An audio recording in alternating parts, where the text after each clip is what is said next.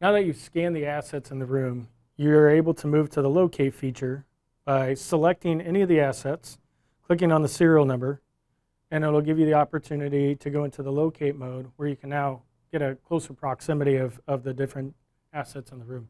So all you do for that is you pull the trigger to start locating, and you're going to start to hear a Geiger counter. It's going to get more faster or more frequent as you move closer to the device, and I'll show you that in a second. And there's also a bar on the screen that's going to fill up. So as I move to the device, it's going to start to get louder. And when I'm right on top of it, or I should say faster, when I'm right on top of it, you're going to hear it.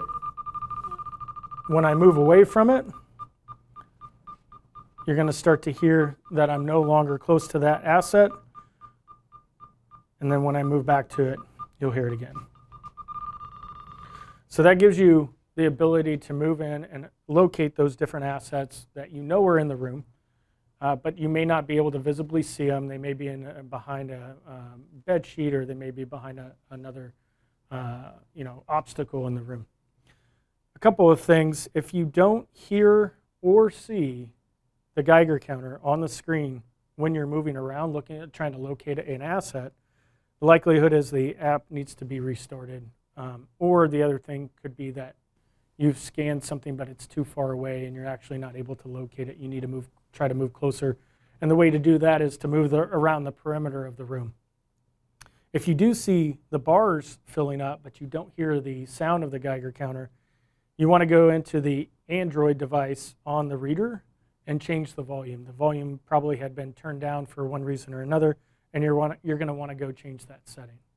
The other way to locate is to enter a serial number of a device, and you can manually enter a serial number of any of the assets, and you'll be able to locate that as well. So we'll start to locate it. Now keep in mind, if you're manually entering it, it doesn't mean that you have scanned that asset in the room that you're in, and you may not hear or see anything because the asset may be too far away.